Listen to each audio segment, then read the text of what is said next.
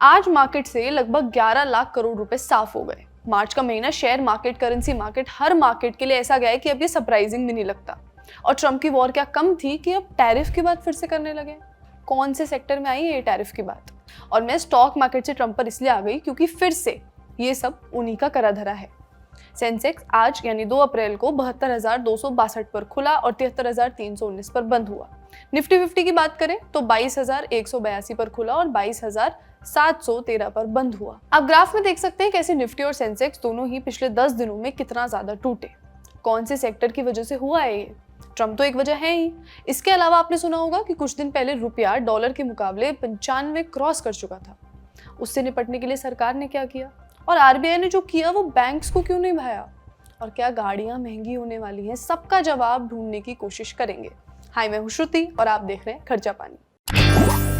Brought to you by Rajnikandha and Candid.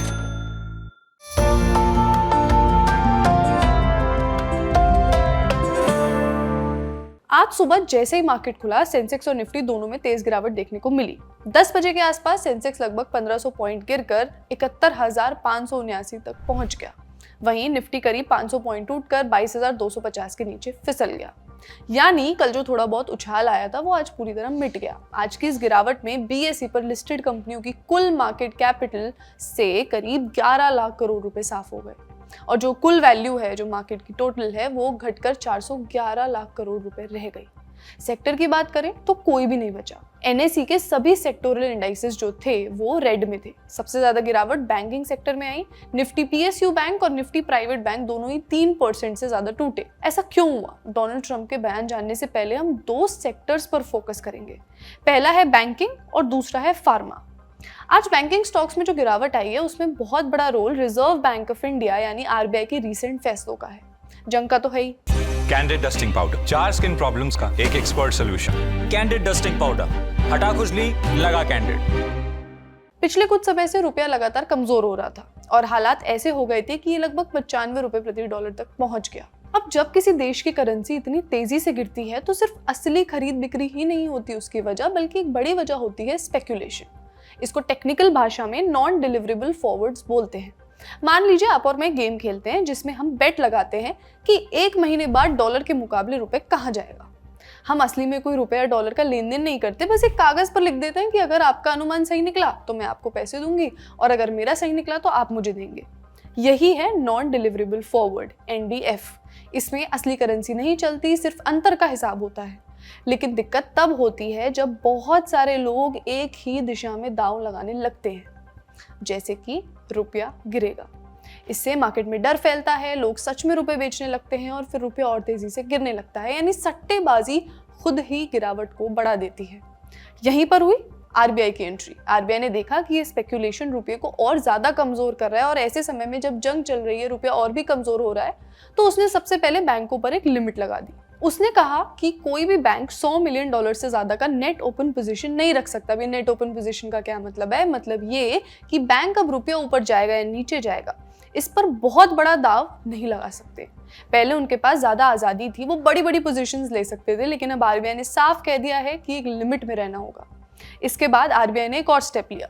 Reserve bank of India ने bank से बोला कि आप एनडीएफ कॉन्ट्रैक्ट्स, एनडीएफ मैंने भी आपको समझाया ही था, उनको ऑफर नहीं करेंगे।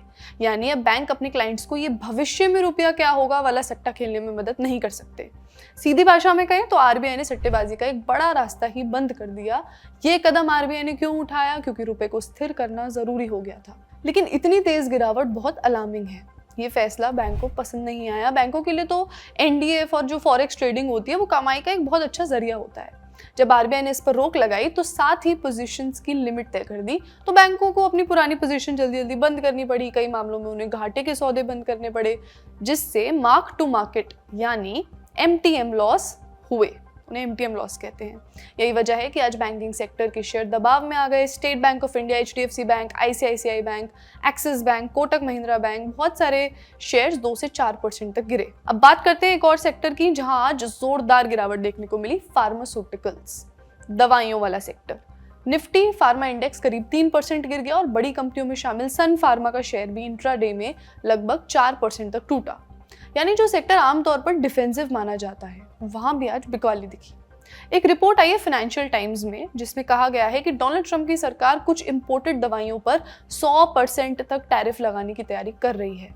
यानी अगर ये लागू होता है तो जो दवाइयां अमेरिका के बाहर बनती हैं और वहां एक्सपोर्ट होती हैं उन पर भारी टैक्स लग सकता है। रिपोर्ट के मुताबिक ये टैरिफ उन कंपनियों पर लागू हो सकते हैं जो अमेरिका में मैन्युफैक्चरिंग नहीं करती, या तो अमेरिका में फैक्ट्री लगाओ या फिर भारी टैक्स भरो।